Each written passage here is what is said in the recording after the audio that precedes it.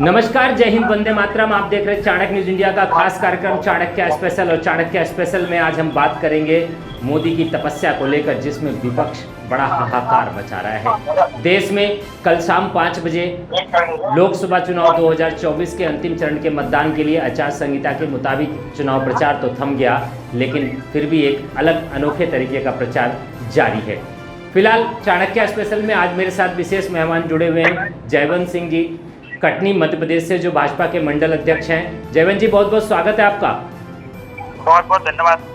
मेरा पहला सवाल आपसे ही शुरू करता हूं मैं। जिस तरह से तपस्वी मोदी का एक नया रूप कल शाम 5 बजे के बाद कन्याकुमारी में प्रधानमंत्री मोदी का नजर आया है, उसको लेकर विपक्ष जो हाहाकार मचा रहा है, क्या कहना चाहेंगे उसको लेके?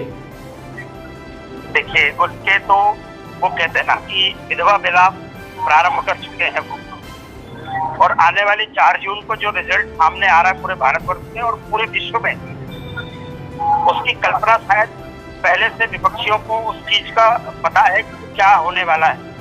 और इनका विधवा विलाप तो प्रारंभ से ही हो चुका है, प्रारंभ जी। तो हम तो उस पर टिप्पणी ना करें तो बेहतर है। 4 जून को सारा रिजल्ट सामने हो। जी जयवंत जी, कल खड़गे यानी कि राष्ट्रीय अध्यक्ष कांग्रेस के, उन्होंने कहा कि प्रधानमंत्री मोदी के पास 4 जून के बाद तो समय रहेगा, उनको अभी मेडिटेशन के लिए जाने की क्या ज़रूरत थी, 4 जून के बाद बड़े आराम से चले जाते। क्या कहना चाहेंगे? तो वो बहुत अच्छा कह रहे हैं, क्योंकि हमारा रोड मैप और जो फ्यूचर की प्लानिंग है माननीय मोदी जी, वो बिल्कुल सही कह रहे हैं कि समय ही समय है जी। वो उन्होंने कहीं गलत नहीं बोला है। मोदी जी के पास पूरा समय है 5 साल के लिए, क्योंकि उन्होंने रोड मैप तैयार कर लिया है। मतलब आप ये कहना चाह रहे हैं कि भाजपा का जो रोड मैप है केंद्र सरकार को लेकर, वो पहले से तैयार है, इसलिए हमें कोई ज़्यादा मेहनत करने की ज़रूरत नहीं है। भाई साहब, मैं एक चीज बताना चाहूंगा, मेहमान होंगे और भी जो अपने पार्टिसिपेट कर रहे होंगे इस आपके इस चैनल के माध्यम से जी। आपको मैं बता दूं कि पंडित दीनदयाल उपाध्याय जो श्यामा प्रसाद मुखर्जी के जो चिन्हों पर चलने का काम भारतीय जनता पार्टी कर रही है जी, तो हमारा पूर्ववर्ती जो हमारी जो विचारधारा है उसको अविरल हमको चलाना है जी। और उसके लिए हमारा 10 साल पहले जो प्लान होता है वो तैयार हो जाता है जी। इसलिए बहुत अच्छा कहा राष्ट्रीय अध्यक्ष कांग्रेस के माननीय खड़गे जी ने कि मोदी जी को तो अब 5 साल आराम करना, बिल्कुल बेशक सही कहा उन्होंने। जयवंत जी, मैं चलता हूं अपने और मेहमानों के साथ। हमारे और पत्रकार साथी हमारे साथ जुड़े हुए हैं। राजेश वर्मा जी जुड़े हुए हैं मऊ से। वर्मा जी, पूर्वांचल की धरती से आप आते हैं, और कल चुनाव प्रचार थम जाने के बाद पूर्वांचल में जो उठापटक हुआ, उथल मची, उसको लेकर क्या कहना चाहेंगे? जी नमस्कार सभी चाणक्य व्यूअर्स को, राजेश वर्मा का। मैं पूर्वांचल के बारे में ये बताना चाहूँगा कि कल चुनाव का पूरी तरह से किया, और अभी मैं कलेक्ट्रेट में ही था अभी थोड़ी देर पहले। वहाँ पर कड़ी धूप के बावजूद भी पोलिंग पार्टी अपने गंतव्य को यानी अपने मतदान बूथों के लिए रवाना हो चुकी है पूरी तरह से। गर्मी से बेहाल की छांव पेड़ के नीचे मिल रहा था, और इस वर्मा जी, कुछ तकनीकी कारण से शायद आपकी आवाज़ नहीं आ पा रही। मैं चलता हूं गाजीपुर गौरव सिंह के पास। गौरव, आप मुख्तार अंसारी के ज़िले से आते हैं। वहां पे जिस तरह से समाजवादी पार्टी और भारतीय जनता पार्टी के बीच में चुनाव को लेकर वाद विवाद चला, उसको लेकर क्या कहना चाहेंगे आप? आप सभी को मेरा नमस्कार। मैं गौरव सिंह, चाणक्य न्यूज इंडिया गाजीपुर से। सर, गाजीपुर में तो माहौल अमित शाह के आने के बाद बीजेपी का बन चुका है जी। अमित शाह के रोड शो करने के बाद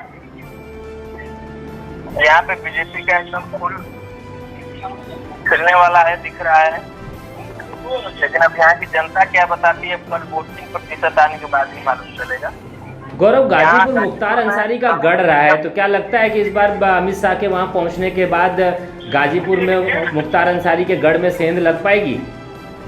जरूर लग पाएगी सर, क्योंकि गाजीपुर की धरती पहले से ही वीरों की धरती रही है।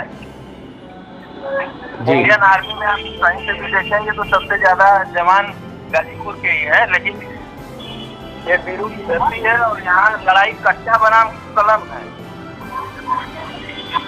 जो पारसनाथ राय है वो एक अध्यापक है, और जो मुख्तार अंसारी के भाई हैं अफजाल अंसारी जी, वो माफिया है।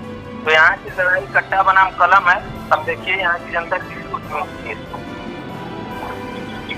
जी चलिए, मैं फिर लौटता हूँ जयवंत जी आपकी तरफ। मध्य प्रदेश से हैं आप, और मध्य प्रदेश में भारतीय जनता पार्टी का जिस तरह से आंकलन निकल के आया है, उसमें से ये कहा गया कि 29 में से 28 सीटें भारतीय जनता पार्टी के पास जाएंगी।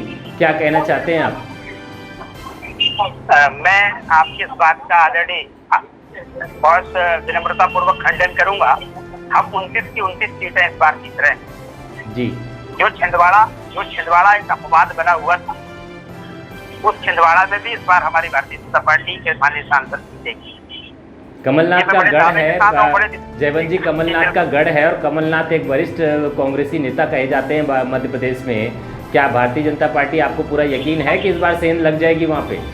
बिल्कुल बिल्कुल। मैं आपको इसलिए बताना चाह रहा हूँ कि पिछले चुनाव का आप जो रिजल्ट देख लीजिए उसका, लोकसभा चुनाव का जी, और आज की स्थिति में हमने उन 5 सालों में जो वहाँ मेहनत की है हमारे कार्यकर्ता जी, उससे हम पूरे विश्वास के साथ ये कह सकते हैं कि हम 29 सीटों में छिंदवाड़ा को भी इस बार हम उनसे छीनेंगे। जयवंत जी, मैं अगला सवाल मेरा आपसे ये है कि क्या मुख्य बिंदु कौन सा है जिसको आप ये मानते हैं कि मध्य प्रदेश की 29 सीटें आपको मिलने वाली हैं? कौन सा मुख्य सवाल रहा है आपका?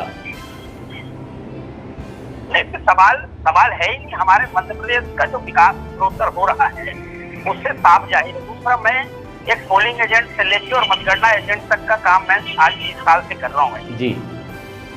मैं जब बूथ स्तर पर जाके कार्यकर्ताओं की बैठक ली मंडल अध्यक्ष के नाते जी, तो मैं ये पाता हूँ कि हमारे बूथ के कार्यकर्ता ये कह रहे हैं कि हमारा पड़ोसी जो कांग्रेस का था या अन्य दल का था, उसकी मानसिकता भी ये कह रही कि इस बार देखो आना तो मोदी को है, तो अपन क्यों अपने वोट खराब करें। इस तरह की एक मेंटेलिटी बना के कार्यकर्ता भी, दूसरे दलों का कार्यकर्ता भी इस तरह की मेंटेलिटी बना के बैठा हुआ था।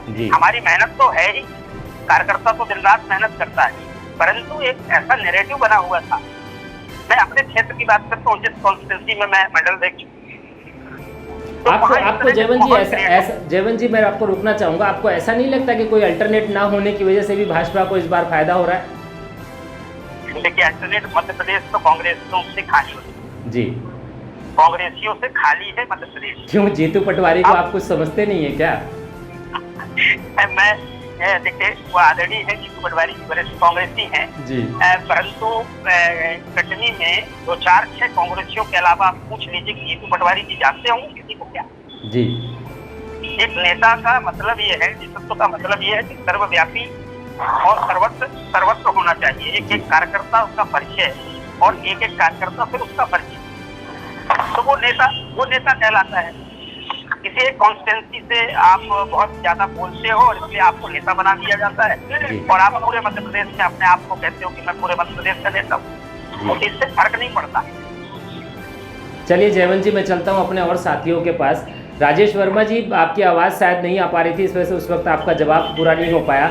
अभी मैं आपसे सीधा ये जानना चाहता हूँ कि कल जिस तरह से ओम प्रकाश राजभर की पार्टी के कुछ 24 कार्यकर्ताओं ने और पदाधिकारियों ने ओम प्रकाश राजभर की पार्टी से इस्तीफा दिया और उसके बाद एक विरोध का सुर बजाया, आपको क्या लगता है इससे ओम प्रकाश राजभर को मऊ में नुकसान होगा या लाभ होगा? महोदय, मैं आपको बता दूं कि बहुत समय पहले कटप्पा नाम के महेंद्र राजभर हुआ करते थे, जो ओम प्रकाश राजभर के साथ रहते थे, और आज वो राजीव राय के साथ हैं। उनकी गतिविधियों के कारण कुछ दल बदलू से जो छोटू भैया कहे, एक तरह से नेता हम उनको नहीं कह सकते, यानी झोला छाप जैसे एक डॉक्टर होता है उसी तरह से सड़क छाप कुछ नेता होते हैं। तो ये लोग अपनी रोटी को सेकने के लिए यदि कुछ उनको धन नहीं मिलता है तो बरगला से जाते हैं और इधर उधर उछल पुछल मचाते हैं। जहाँ तक मेरा ख्याल है कि यदि एक भोजपुरी में कहावत होती है कि भोजन के 100 टांग होती है, यदि एक टांग टूट जाती है तो कोई फर्क नहीं पड़ता। ये उसी तरह के छुटभैया नेता है, इससे ओम प्रकाश राजभर को कोई फर्क पड़ने वाला नहीं है। लेकिन हाँ, ये एक कड़वा सत्य ये भी है कि चुनाव के एक दिन पहले अपने 24 लोगों का एक तरह से टूट जाना, इनके प्रबंध तंत्र में कुछ कमी है, तो ये कारण रहा है। इसमें पूरा का पूरा दोष मैं उनके पूर्व सहयोगी महेंद्र राजभर को देता हूं, जो आज स्वदेश स्वाभिमान पार्टी को बनाए हुए हैं और इंडिया गठबंधन के साथ हैं। उनके कारण से ये झूठ भैया जो नेता हैं अपने स्वार्थ सिद्धि के लिए उनका साथ छोड़े हुए हैं, न कि किसी अन्य कारण से। तो आपको क्या लगता है इसका एनडीए गठबंधन यानी भाजपा को और सुहेलदेव पार्टी को कुछ नुकसान हो सकता है क्या?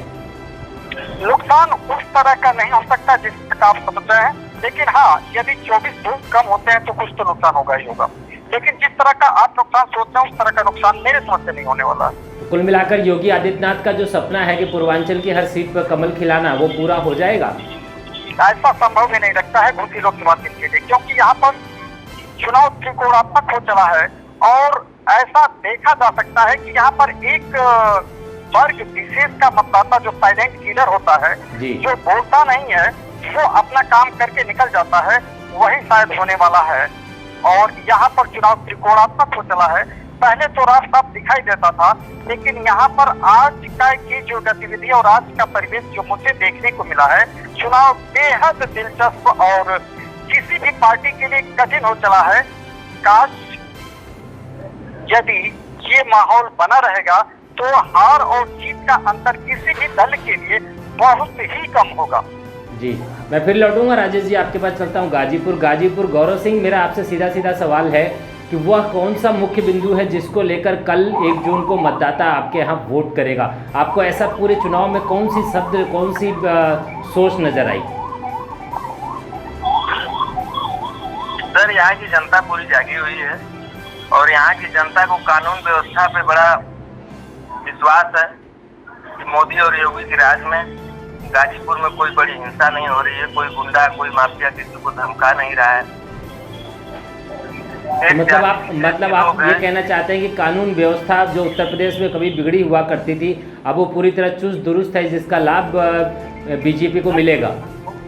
जी, जरूर मिलेगा, क्योंकि योगी जी और मोदी जी के आने के बाद ही सुचारू रूप से और ढंग से ये कानून व्यवस्था चल रही है। इसलिए छोटे से बड़े वर्ग सभी लोग इस पार्टी से उम्मीद लगाए हुए हैं कि नहीं, ये पार्टी गौरव मित्र को मैं एक बार रोकना चाहूंगा। मैं कुछ दिन पहले ही 2-4 दिन पहले मैं जंगीपुर गया हुआ था और वहाँ के मतदाताओं से भी मैंने बात किया था। मैं राजेश वर्मा, कुछ दिन पहले मैं जंगीपुर में गया था और गाजीपुर के मतदाताओं का भी नब्ज टटोलने का प्रयास किया था। जंगीपुर में गया था तो मैं कुछ मुसलमान मतदाताओं से बात किया था और वो योगी और मोदी की बड़ाई में इतने दिलचस्प और मनमुक्त रूप से लगे थे। हाँ, वहाँ पर जो तिरक पहले से चला हुआ था शायद इस बार टूट सकता है, मेरा मानना है। जी, मैं वर्मा जी आपके पास लौट रहा हूँ। मैं आपसे सीधा सवाल कर रहा हूँ कि जिस तरह से प्रधानमंत्री मोदी कल चुनाव प्रचार समाप्त होने के बाद कन्याकुमारी में जाकर अपनी तपस्या में लीन हो गए, अब 1 जून तक वो वहाँ रहेंगे, जिसको लेकर विपक्ष इतना शोर मचा रहा है, आपको क्या लगता है ये भी चुनाव प्रचार का एक माध्यम है? जी, मैं आपको बता दूं, 131 साल पहले जी कन्याकुमारी की इसी रात पर एक और नरेंद्र ने तपस्या किया था जी, और वह ध्यान करने के बाद शिकागो अमेरिका में विश्व धर्म संसद में भाषण देने के लिए पहुंचे हुए थे और आगे चलकर दुनिया में उन्हें स्वामी विवेकानंद के नाम से जाना जाता था जी। कन्याकुमारी में उनके ध्यान ने हिंदू धर्म की रूपरेखा को बदल दिया था जी। और चूंकि लोकसभा चुनाव का आखिरी चरण है जी, प्रधानमंत्री नरेंद्र मोदी अपने तय कार्यक्रम के अनुसार कन्याकुमारी पहुंच गए हैं जी, और वहां पर स्वामी विवेकानंद रॉक मेमोरियल में जी, ध्यान मंडपों में ध्यान लगा रहे हैं जी, और वो वहां 45 घंटे तक ध्यान लगाएंगे, यहाँ तक कि 1 जून की शाम को वो बाहर आएंगे। इसके पहले गुरुवार को कन्याकुमारी पहुंचने के बाद वो मंदिर में पूजा अर्चना किए। ये 131 साल पहले जब स्वामी विवेकानंद 1892 में कन्याकुमारी आए थे जी, तो इस मंदिर में भक्ति का पाठ किया था जी। आज प्रधानमंत्री मोदी भी इस मंदिर में दर्शन के साथ वही कार्यक्रम प्रारंभ किए हुए हैं जी। मैं आपको बता दूं, इसके पहले स्वामी विवेकानंद ने भी भारत भ्रमण किया था और फिर कन्याकुमारी पहुंचे थे। जहां तक मैं आपको बता दूं, मतलब आप ये कहना चाहते हैं कि चुनाव प्रचार के दौरान प्रधानमंत्री ने भारत भ्रमण किया और अब वो विवेकानंद जी के आश्रम यानी कि विवेकानंद हाइट पे पहुंच चुके हैं। जी हाँ। मैं आपसे ये सवाल करना चाहूँगा वर्मा जी, अखिलेश यादव सपा प्रमुख ने कल एक बयान जारी करते हुए कहा कि प्रधानमंत्री मोदी को 4 जून के पास वक्त ही वक्त था, अभी जाकर मेडिटेशन करके बेवजह जनता का माइंड डाइवर्ट करने की कोई आवश्यकता नहीं थी। महोदय अखिलेश यादव अभी भ्रम में जी रहे हैं और मैंने कल एक चीज देखा था जी, उनके जितने भी सपोर्टर थे गाली पे उतारू थे, तो गाली दे करके किसी से मत ले लेना हमको नहीं लगता है कि संभव हो सकता है। हाँ, गाली देकर धमका करके किसी को डराया जा सकता है, लेकिन मत तो लिया नहीं जा सकता। इंडिया गठबंधन के और विशेष रूप से समाजवादी पार्टी के जो प्रमुख नेता वर्ग लोग हैं, हमको लगता है वो अभी भ्रम में जी रहे हैं, ऐसा संभव नहीं। चलिए मैं लौटता हूँ गौरव सिंह के पास। गौरव, क्या कहना चाहेंगे? अखिलेश यादव ने कल प्रधानमंत्री को लेकर जिस तरह से कटाक्ष किया और समाजवादी पार्टी के मुखिया भी हैं और वो मुख्तार अंसारी की कब्र पे भी पहुंचे थे, क्या आपको लगता है कि उनके इस बयान से गौरव गाजीपुर के चुनाव में कुछ असर पड़ेगा? उनके बयान से सर कोई असर गाजीपुर के चुनाव में पड़ने वाला नहीं है। माननीय अखिलेश यादव जी के बयान से, मोदी जी एक हिंदू हैं, हम लोग भी हिंदू हैं, वो अपने हिंदुत्व को दिखा रहे हैं। जैसे अभी वर्मा जी ने बताया कि आज से कुछ 100 साल पहले विवेकानंद ने भी वहाँ मेडिटेशन किया था, आज मोदी जी कर रहे हैं। हम लोगों को संदेश दे रहे हैं कि अपने धर्म से जुड़े रहिए। हम भी हैं, घर में कुछ काम करते हैं, खेती बाड़ी कुछ भी करें, तो लास्ट में प्रभु के पास अपनी इच्छा जाहिर करने जाते हैं कि प्रभु हमने कर्म कर दिया, अब हम आपके चरण में आ गए हैं। जी, तो मतलब प्रधानमंत्री, आपके कहने के मुताबिक प्रधानमंत्री मोदी विवेकानंद आश्रम जो पहुंचे हैं वो यही संदेश देने के लिए पहुंचे कि मैंने अपना कर्म पूरा कर दिया, फल देना आपके हाथ। हाँ, जनता क्या? इस बीच में आपको मैं बताना चाहता हूँ कि इस मेडिटेशन के बाद स्वामी जी ने संसद में अपना भाषण दिया था जी, और वो भाषण काफी ऐतिहासिक रहा था और उन्होंने कहा था, मुझे गर्व है मैं उस हिंदू धर्म से हूँ जिसने दुनिया को सहिष्णुता और सार्वभौमिक स्वीकृति का पाठ पढ़ाया था। मुझे गर्व है मैं उस भारत से हूँ जिसने सभी धर्मों और सभी देशों को के सताए गए लोगों को अपने यहाँ शरण दिया और मुझे गर्व है हमने अपने दिल में इजराइल की वो पवित्र यादें सजो कर रखी हैं। वर्मा जी, इस बात पे चर्चा हम लोग फिर दोबारा करेंगे। मैं चलता हूँ, हमारे मेहमान हमारे साथ जुड़े हुए हैं, जयवंत जी। जयवंत जी, जिस तरह से आपने चर्चा को सुना, क्या कहना चाहेंगे? देश में एक अच्छा संदेश जा रहा है, विपक्ष शोर मचा रहा है, क्या कहेंगे इस चीज को लेकर?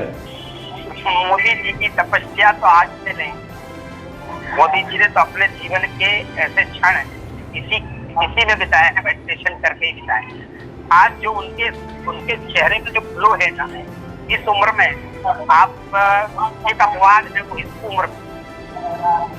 और यदि मेडिटेशन कर रहे हो, मेडिटेशन से आपत्ति है, ध्यान से आपत्ति है, पूजा से आपत्ति है, तो आप समझ सकते हैं कि उनके विचार क्या होंगे। और जैसा कि भी वर्मा जी ने और सिंह साहब ने बताया कि वो भी ध्यान कहाँ कर रहे हैं, स्वामी विवेकानंद जी ने जहाँ ध्यान किया जी, स्वामी विवेकानंद जी के पास कोई भी ऐसे प्रश्न का उत्तर जो ना हो, ऐसा नहीं था। और धर्म संसद में मोदी जी भी 4 तारीख के बाद जाने वाले हैं और विश्व के धर्म, आप पिछड़ा भी देख लीजिए, हमने राष्ट्रीय जो हमारा कानून व्यवस्था है राष्ट्रीय मंच की, उसमें हमारे देश के न्यायाधीश बैठ गए जी। जयवंत जी, चलिए मैं अगला सवाल आपसे करता हूँ। मैं आपको बताऊं महोदय, इसके पूर्व राष्ट्रपति एपीजे अब्दुल कलाम ने यहाँ पर 2 घंटे तक ध्यान किया था जी। मैं आपको बताऊं, पूर्व राष्ट्रपति एपीजे अब्दुल कलाम ने भी यहाँ आकर 2 घंटे तक अपना ध्यान लगाया था। स्वामी जी जहाँ तप किए थे उस स्मारक का नाम भी स्वामी विवेकानंद के नाम पर पड़ा था और यहाँ पर जो पूर्व राष्ट्रपति एपीजे कलाम ने भी आकर के 2 घंटे तक अपने ध्यान को लगाया था। तो ऐसे में ये आसानी से समझा जा सकता है कि इस स्थान पर ध्यान करने का महत्व कितना बड़ा है। वर्मा जी, मैं आपको बताऊं, विपक्ष जिस तरह से शोर मचा रहा है, वैसे भी चुनाव प्रचार का आप रैलियां, जनसभाएं, डोर टू डोर संपर्क नहीं कर सकते, लेकिन एक तरह से अगर देखा जाए तो ये भी एक प्रचार का माध्यम है, और मोदी के इस काम को आसान तो विपक्ष नहीं कर दिया। हेलो जी मैं पाठक बोल रहा हूँ। जी पाठक जी बताएं। ठीक है, ये जो नारा दिया गया था जी। का, ये मोदी जी ने प्रथम सोपान पर जो है अपना ध्यान लगाया है ग्रुप बनने का। जी पाठक जी, माफी चाहता हूँ, मेरी जानकारी में नहीं था कि आप लाइन पे हैं, वरिष्ठ पत्रकार हैं आप। आपका स्वागत करता हूँ मैं चाणक्य स्पेशल कार्यक्रम में। मैं परिचय करा दूं अपने मेहमानों से। जयवंत सिंह जी हैं, मंडल अध्यक्ष कटनी मध्य प्रदेश से। राजेश वर्मा जी हैं, जिला ब्यूरो अपने मऊ से।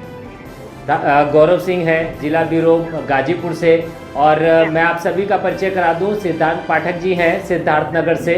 और पाठक जी हमारे स्पेशल कॉरेस्पॉन्डेंट हैं उत्तर प्रदेश, सीनियर जर्नलिस्ट हैं, विगत 40-45 वर्षों से पत्रकारिता जगत में हैं। पाठक जी, मेरा सीधा सवाल आपसे है, कल शाम 5 बजे जिस तरह से प्रधानमंत्री मोदी चुनाव प्रचार समाप्त करके विवेकानंद आश्रम पहुंच गए और 1 जून तक वो अपनी साधना करेंगे, जिसको तपस्वी मोदी का नाम दिया गया, जिसको लेकर विपक्ष इतना शोर मचा रहा है, क्या विपक्ष की बौखलाहट है या वास्तव में ये आचार संहिता का उल्लंघन है? मेरा आपसे सवाल है पाठक जी, सीधा। ये आचार संहिता का उल्लंघन कतई नहीं है जी। आप विपक्ष को धरातल से बिल्कुल संबंध नहीं है, ये हवा जैसे आप कोई काम करते हैं तो थकान महसूस होता है, तो जब आप जाते हैं तो थकान आपके शरीर में रिलैक्स का अनुभव होता है। तो प्रैक्टिकल मोदी जी ने वही किया है, पूरे देश में जो है चुनाव का प्रचार किया। अब वो अध्यात्म के जरिए, ध्यान के जरिए अपने को रिलैक्स महसूस कर रहे हैं। सर ये है विश्व में या देश में सनातन धर्म की जो है पुष्टि हो रही है, सनातन धर्म पर मुहर लग रहा है। सनातन धर्म बिगड़ रहा था, आज के पर उन्होंने मुहर लगाया जी। अब अगर आप विद्यार्थी में बनता है कि पढ़ते हो तो ध्यान करो, हो सकते ध्यान से तुम्हारा जो है कंसंट्रेशन बढ़ेगा, तुम्हारा विकास होगा, मानसिक विकास होगा, बौद्धिक विकास होगा, शारीरिक विकास होगा। ये उन्होंने संदेशा दिया है, साइलेंट संदेशा दिया है। विपक्ष को धरातल से बिल्कुल मतलब नहीं है, वो केवल मूर्ख बनाते हैं। उदाहरण ये मैं दे रहा हूँ, पूरे इलेक्शन भर संविधान समाप्त कर देंगे, संविधान समाप्त कर देंगे, भाजपा के पक्ष बार में संविधान समाप्त करना या बहुमत चले जाए, ये 400 से ऊपर चले जाए, तभी संविधान नहीं समाप्त कर पाएंगे, क्योंकि संविधान का बैठा हुआ। जी चलिए, समय सीमा बहुत सीमित है, मैं चलता हूँ वापस अपने मेहमान जयवंत सिंह जी के पास। जयवंत सिंह जी, मेरा अंतिम सवाल आपसे है कि 4 जून में कितना, 400 के पार या फिर कितनी सीट? मेरा अनुमान है 418 प्लस। 418 प्लस। महोदय मैं ध्यान आकृष्ट कराना चाहूँगा, महोदय मैं एक दिन पर ध्यान आकृष्ट कराना चाहूँगा। प्रधानमंत्री नरेंद्र मोदी विकसित भारत का लक्ष्य लेकर आगे बढ़े थे और विकसित भारत के लक्ष्य को लेकर लोकसभा चुनाव का प्रमुख मुद्दा भी बनाया गया। यह राजनीतिक रूप से तो काफी महत्वपूर्ण है। बीजेपी ने अपने 2024 के लोकसभा चुनाव के अभियान की शुरुआत तमिलनाडु से ही की थी और यहीं पर अभियान की समाप्ति होने पर मुख्य प्रचारक यानी नरेंद्र मोदी खुद तब करने के लिए वहां पे पहुंचे हुए हैं।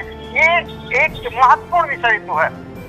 चलिए, मैं लौटूंगा, मेरे मेहमान जो है हमारे साथ जयवंत जी, आप बताएं, कुछ कह रहे थे आप? मैं कह रहा था कि मेरे अनुमान से और मेरा ये दृढ़ विश्वास है जी कि 418 प्लस जो मेरा अनुमान है। देखिए, अगर पूरा भारत का भ्रमण तो नहीं किया, पर जो एक विश्लेषण आता है उसके मुताबिक जो मैंने एक अनुमान लगाया है 418 प्लस का अनुमान है। और ये मेरा विश्वास इसलिए है कि भारत की जनता का विश्वास मोदी, सबका विकास, सबका विश्वास के साथ मोदी जी काम कर रहे हैं। चलिए, मैं बढ़ता हूँ जयवंत जी। जयवंत जी, समय सीमा थोड़ा सा सीमित है हमारे पास, हम फिर 4 जून को भी लौटेंगे आपके पास और 4 जून को भी चर्चा करेंगे आपके 418 को लेकर। 4 जून को भी मैं आपसे कुछ सवाल जवाब करूंगा। आपका हमारे साथ जुड़ने के लिए बहुत बहुत धन्यवाद। आपने चाणक्य स्पेशल में समय दिया, उसके लिए बहुत बहुत आभार जयवंत जी आपका। मैं चलता हूँ अपने वरिष्ठ पत्रकार से पाठक जी के पास। पाठक जी क्या कहेंगे, अब की बार 400 के पार या 400 के नीचे? नहीं, 400 के लगभग रहेगा सर। 400 के लगभग, यानी कि सत्ता में तीसरी बार मोदी शपथ ग्रहण करेंगे। यानी कि आप कहना चाहते हैं कि मोदी इस बार तीसरी बार भी शपथ ग्रहण करेंगे? हाँ, निश्चित। चलिए मैं लौटता हूँ राजेश वर्मा जी के पास। अब उनके आध्यात्म पर हाईकोर्ट में मुकदमा हो गया है जी कि तमिलनाडु में हाईकोर्ट में मुकदमा कांग्रेस के लोगों ने कर दिया कि वो अध्यात्म क्यों कर रहे हैं, बताइए आप। मतलब इस देश में धर्म पे जाना और अध्यात्म करना भी मुकदमेबाजी का सिस्टम बन जाता है। हाँ, अभी व्यक्ति की आजादी को कोई रोक नहीं सकता, लाखों मुकदमे हो कोई फर्क नहीं पड़ता। राजेश वर्मा जी क्या कहना चाहेंगे? कल आपके यहाँ भी मतदान है, 1 जून है, और मोदी के इस तपस्या से का असर और प्रभाव पूर्वांचल में कुछ दिखेगा क्या मतदान के समय? मतदान के समय इस पर तो कुछ असर दिखने वाला नहीं है, लेकिन हाँ, ध्यान साधना अपनी ओपिनियन है और अपनी अभिव्यक्ति की आजादी है। लाख मुकदमे हो इससे कोई फर्क नहीं पड़ने वाला है। हाँ, रही बात चुनाव की, तो चुनाव का कैंपेन का दौर समाप्त हो चुका है। सभी लोगों ने अपना मन मुंह बना चुका है, कहाँ मत करना है। हाँ, पूर्वांचल में काफी त्रिकोणात्मक लड़ाई चल रही है। हाँ, अभी 4 जून को फैसला होगा क्या निर्णय आता है। चलिए मैं चलता हूँ गौरव सिंह के पास। गौरव सिंह, आपको क्या लगता है प्रधानमंत्री की तपस्या से कल के मतदान पर, अंतिम चरण का मतदान है, उससे कुछ असर पड़ेगा? सर जरूर कुछ न कुछ तो असर पड़ेगा ही। जो लोग जुड़े हुए हैं, अपने धर्म से जुड़े हुए हैं, जो लोग सुनेंगे कि नहीं हमें अपने ध्यान करने पे भी मुकदमा हो रहा है, हमारा इतना बड़ा प्रधानमंत्री है जो भारत को विश्व गुरु बनाना चाह रहा है, उसके ऊपर मुकदमे हो रहे हैं, वो भी इसलिए कि प्रधानमंत्री जी ध्यान लगाने गए हैं। इसलिए इस देश की विडंबना, प्रधानमंत्री के ऊपर कांग्रेस जब प्रधानमंत्री के ऊपर मुकदमा कर रही है, एक मंदिर में वो ध्यान लगाएं या पूजा करें, बात एक ही है। तो जब अगर कांग्रेस आ जाती है, इंडी गठबंधन की सरकार बन जाती है, तो ये आम जनमानस, आम हिंदुओं के साथ क्या करेंगे? जी जयवंत जी शायद कुछ आप कह रहे थे। जयवंत जी कुछ कह रहे थे आप। सोचना चाहिए। हेलो, मैं सिर्फ 30 सेकंड यदि आप समय दे जी जी बिल्कुल बिल्कुल, बताएं, कुछ कह रहे थे आप। भारत के जनमानस को और आस्था को जिस तरह ये घाट पहुंचा रहे हैं कि विपक्षी दल के लोग, यही मैं कह रहा हूँ कि 418 प्लस जो मैं कह रहा हूँ, मैं इसी बात से कह रहा हूँ, यही विश्वास है हमारा 418 प्लस का, जो हमको बिल मांगे जी, बिल मांगे, जैसे कहते हैं ना, बिल मांगे मोती मिले जी, तो वो वही स्थिति पैदा कर देते हैं विपक्षी लोग।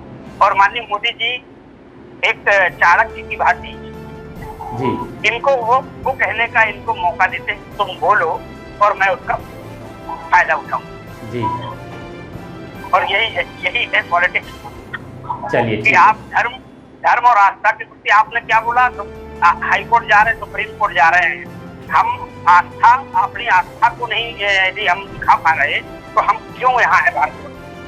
जी जयवंत जी बहुत बहुत धन्यवाद आपका। सभी साथियों का बहुत बहुत धन्यवाद। फिर लौटूंगा और कल और चर्चा करेंगे हम लोग। एक बार फिर जयवंत जी बहुत बहुत धन्यवाद, आभार आपका। अपने विचार आपने चाणक्य स्पेशल में रखे। जी धन्यवाद। सभी साथियों का बहुत बहुत धन्यवाद। ये थे हमारे सहयोगी और भाजपा के मंडल अध्यक्ष जयवंत जी, जो साफ तौर से कह रहे थे कि भाजपा इस बार 418 के पार जाएगी, क्योंकि इस देश में जहां धर्म, आस्था और पूजा और मेडिटेशन करने पर अगर मुकदमे दर्ज हो जाते हैं, तो ऐसे में इंडी गठबंधन की अगर सरकार आती है तो देश का क्या हाल होगा। ये संदेश तो एक बार जनता में जा ही चुका है। फिलहाल जनता अपना मतदान अपने विचार पेटियों में बंद कर चुकी है। अंतिम चरण का मतदान 1 जून यानी कि कल सवेरे प्रारंभ होगा और शाम को समाप्त होगा। लेकिन जिस तरह से प्रधानमंत्री मोदी कल शाम को 5 बजे माफ़ी चाहता हूँ, मैं आपको फिर एक बात के तरफ ध्यान आप सबका आकर्षित करना चाहता हूँ। कल अपनी अंतिम जनसभा पंजाब में करते समय प्रधानमंत्री मोदी ने बड़े गुस्से में आकर एक शब्द कहा कि मेरा कोई मुंह ना खुलवाए वरना 7 पीढ़ियाँ उधेड़ दूंगा।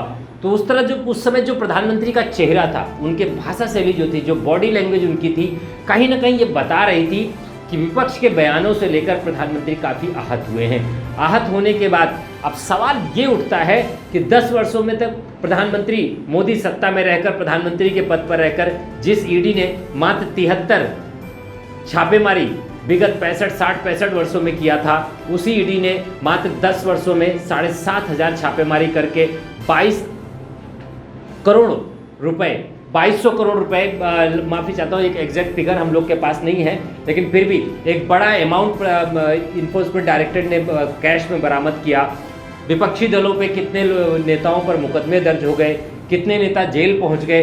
10 वर्षों में जब प्रधानमंत्री का इस तरह का कोई बयान नहीं था, तब प्रधानमंत्री का ये रुख था। अब मैं आपसे सीधी सीधी बात करता हूँ, अगर 4 जून को प्रधानमंत्री तीसरी बार शपथ लेते हैं तो कहीं ऐसा न हो कि उनका ये बयान जो अंतिम जनसभा में उन्होंने पंजाब में होशियारपुर में बोला है वो सत्य साबित हो जाए। और अगर ये सत्य साबित होगा तो वो राजनेता जो आज उन पे उंगली उठा रहे हैं उनका क्या होगा।